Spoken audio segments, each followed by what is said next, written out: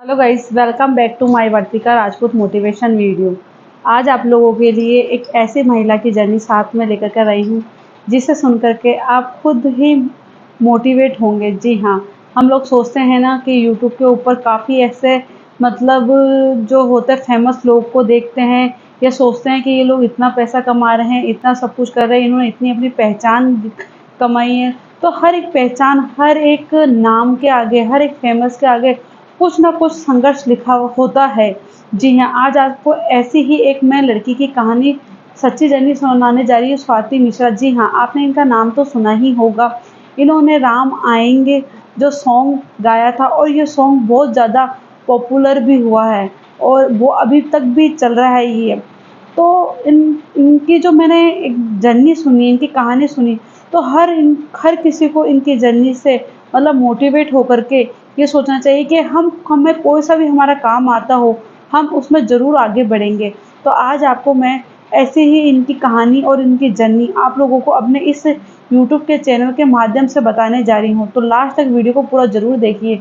जी हाँ, स्वाति मिश्रा ये एक गाँव से बिलॉन्ग करती है, पर इनके जो पापा-मम्मी हैं, ये बहुत ही पढ़े-लिखे हैं और इनके पापा-मम्मी ने कभी भी इनको ये गाँव में रहते हुए भी इनको गाँव में रहने का कभी एहसास नहीं करवाया। मतलब कि जो गाँव में आप जानते हैं ना कि लड़कियों को इधर नहीं जाना चाहिए, ये नहीं करना चाहिए, वो नहीं करना चाहिए, बिल्कुल नहीं। स्वाति के जो पिताजी थे, इन्होंने अपनी बेटी को इस तरीके से पाला कि इनको कभी पता ही नहीं चला कि ये गाँव में रह रहे हैं। इन्होंने हर तरीके की अपनी बेटी को मतलब पढ़ने की, लिखने की, कुछ ना कुछ करने की आज़ादी दे रखी थी। और यही था, स्वाति जो थी इनको कभी पता ही नहीं चला कि मैं गाँव में भी रहती हूँ क्या। और इसी तरीके से जो स्वाति थी, इनको बचपन से ही गाना गाने का बहुत ज़्यादा शौक था। ये जभी भी मतलब टीवी पे इन पे कभी भी अगर म्यूज़िक का इनका सुनती थी तो ये गाना गाने बैठती थी। पर इनकी जो दादी थी, इनकी दादी बोलती थी कि ये तो बहुत मुश्किल है, ये नहीं कर सकती। तब इनको ऐसा लगता था कि क्यों मुश्किल है, क्यों मैं नहीं कर सकती, मैं कर सकती हूँ। इनकी दादी को उनकी दादी इनको ऐसा बोला करती थी। पर इनको जो सिंगिंग का शौक था, म्यूज़िक का शौक था, तो ये हमेशा ऐसे ही सोचती थी, मैं ऐसे कपड़े पहनूँगी और मैं इस तरीके से म्यूज़िक मतलब गाना गाया करूँगी, मैं ऐसे फ़ेमस होंगी। इनका मतलब था कि मैं बस, जो छोटे बच्चे होते हैं ना, इनको छोटे बच्चे होते हैं उस टाइम इनका खेल-कूद में ज़्यादा दिमाग होता है, पर इनका गाना गाने यानी कि उसके अंदर म्यूज़िक के अंदर ज़्यादा दिलचस्पी थी। ये स्कूल में छोटे-मोटे फंक्शन के अंदर हमेशा मतलब पार्टिसिपेट किया करती थी और उनकी आवाज़ बहुत ही ज़्यादा अच्छी थी। एक दिन ये था कि ये चोरी-छुपे मतलब अपने पापा को नहीं बताया था इन्होंने, और इन्होंने म्यूज़िक की क्लासें अटेंड करी, कोचिंग जो होती है वो करी। तब एक बार इनके पापा को पता चला कि मेरी बेटी म्यूज़िक की क्लासें जॉइन कर रही है, तो इन्होंने अपनी बेटी को बुला कर के पूछा कि है ना, आप है ना म्यूज़िक की क्लास जॉइन कर रहे हो? तो इनको एकदम डर लगा कि पता नहीं पापा क्या बोलेंगे, मुझे सपोर्ट करेंगे कि भी नहीं करेंगे। पर फिर इनके पापा ने बोला, एक काम करो, मुझे एक कोई गाना गा कर के बताओ। तो इन्होंने उसी टाइम ही कोई भक्ति का गीत सुनाया। तो इनके पापा को देख कर के ऐसा लगा कि हाँ, ये इस चीज़ में आगे बढ़ सकती है, और इनको यकीन नहीं था कि इनके पापा भी इनकी इस चीज़ में हाँ भर लेंगे, और इनको बोला कि ठीक है। तो इन्होंने एक बार स्कूल के अंदर कोई प्रोग्राम था, वहाँ पे भी जाकर के इन्होंने गाना गाया। तब भी इनके पापा ने देखा तो इनके पापा को उस टाइम सुन कर के बहुत अच्छा लगा। फिर इनके पापा ने बोला ठीक है, तुम क्लास जॉइन करो। और इसी तरीके से जो स्वाति मिश्रा थी, इन्होंने अपनी क्लास म्यूज़िक की जॉइन करी।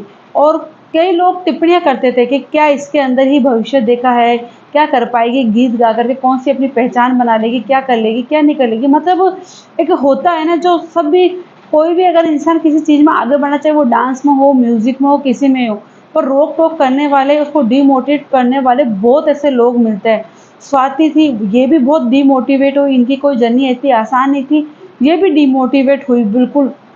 जी हाँ, इनको लगा कि पता नहीं मैं इस चीज़ में आगे बढ़ पाऊँगी या नहीं बढ़ पाऊँगी, पर इनको विश्वास था कि ये कल चाहे दुनिया कुछ भी कहे, कुछ भी कहे लोग, पर मुझे आगे बढ़ना। और इनके इस चीज़ के अंदर इनके पिताजी ने सपोर्ट किया। स्वाति ने धीरे पे एक यूट्यूब चैनल खोला, अपने पिताजी को नहीं बताया, पर इन्होंने जब यूट्यूब चैनल खोला और उसके ऊपर अपनी एक वीडियो डाली, तब इनके पिताजी को पता चला। तो इनको ऐसा लगा, डर लगा कि पता नहीं मेरे पिताजी हाँ कर डाँटेंगे या क्या करेंगे, पर वहाँ पे भी इनके पिताजी ने सपोर्ट किया।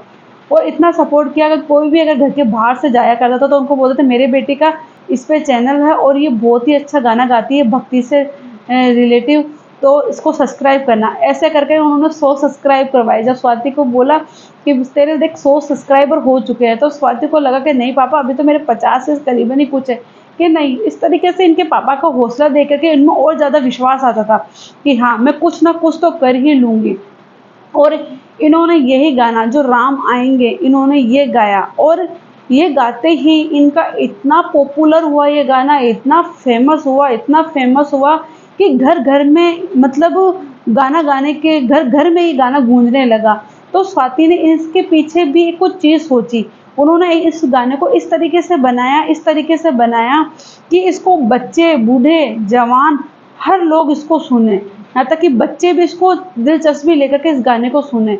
और इन्होंने इस तरीके से बहुत ही प्यारा भक्ति भरा राम आएँगे का सॉन्ग यूट्यूब पे एक गा के डाला और बहुत फेमस हुआ। ये भारत देश के अंदर हर घर-घर के अंदर ये गाना बजने लगा। उसपे स्वाति को भी कई चीज़ें इसमें भी सहन झेलनी पड़ी। ऐसा ही नहीं होता है कि ये तो कॉपी है वगैरह कुछ है। मतलब इस चीज़ में भी काफ़ी, मतलब स्वाति को इस चीज़ों में भी, मतलब उससे करना पड़ा, क्योंकि गाना गाना और फेमस होना। फिर उसके बाद में जो बड़े-बड़े, मतलब जो होते थे टीवी न्यूज़ वाले, बहुत बड़े-बड़े इनका इंटरव्यू लेने के लिए जैसे लंबी कतार इनके घर पे लग गई थी। जी हाँ, बिल्कुल, लंबी कतार इनके घर पे लगी और इसी तरीके से ये फ़ेमस भी हुई और हर घर के अंदर ये वाला गाना चलने लगा। तो ये कोई छोटी-सी या मामूली-सी बात नहीं है, ये चीज़ सहन करना बहुत ही, मतलब इतना आगे बढ़ना, इतना फ़ेमस होना हर किसी की बस की बात नहीं होती है। पर इन्होंने हौसला नहीं हारा। इनको परिवार वालों ने भी, सबने भी ऐसे कहा कि तुम गाना गा कर के कौन-सा फ़ेमस हो जाओगी। पर इन्होंने अपना वहाँ हौसला नहीं हारा। इन्होंने अपना यूट्यूब चैनल बनाया, इन्होंने सॉन्ग गाया और ये सॉन्ग इतना इतना ज़्यादा आगे बढ़ा, इतना आगे बढ़ा कि इनका एक नाम हो गया इस चीज़ के आगे। और इनके सबसे पहली बात है कि इनके जो पिताजी थे, इनके पिताजी ने इनको सपोर्ट किया, इनकी माता ने, इनके भाई ने, इनकी बहन, जो भाई था उन्होंने भी पूरा-पूरा इनको सपोर्ट करा। जहाँ पे ये डिमोटिवेट हुई ना, वहाँ पे इनके परिवार वालों ने इनको हौसला दिया। तो इनका मतलब, ये इनकी जर्नी आप लोगों को सामने लाने का मतलब ये है कि हमें कोई भी कुछ कहे, उसके ऊपर कभी अपने आप को वो तुलना नहीं करनी चाहिए कि हाँ, इन्होंने ऐसे कहा, क्या मैं इस चीज़ में आगे बढ़ पाऊँगी या मैं कुछ कर पाऊँगी? नहीं, आपको, अगर आपको वो चीज़ करनी है, तो आप उस पर पूरा फ़ोकस लगा दीजिए।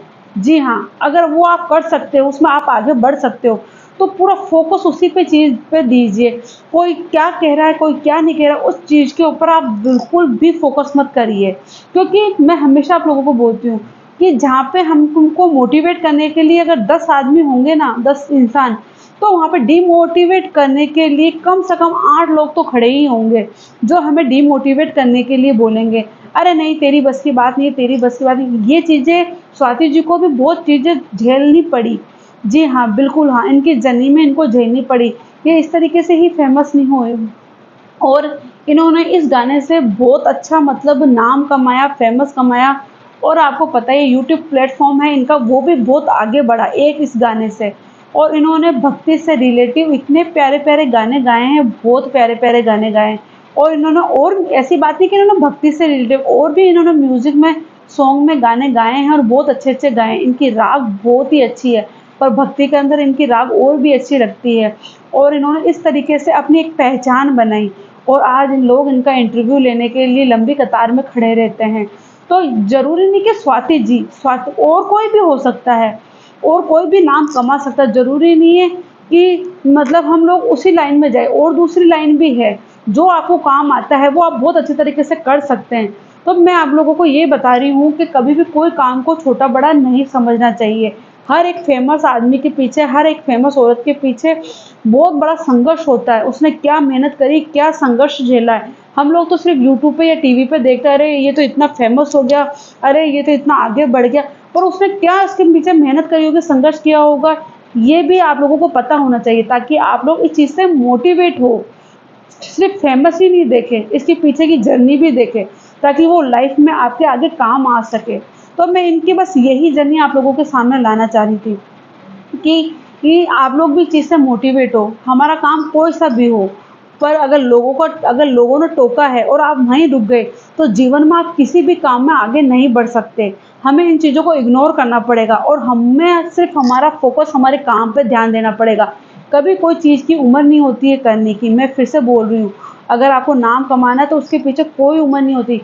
वो बच्चा भी हो, बूढ़ा भी हो, जवान भी हो। बस उसमें हर चीज़ अपने लक्ष्य को हासिल करने का एक विश्वास, एक कॉन्फिडेंस होना चाहिए।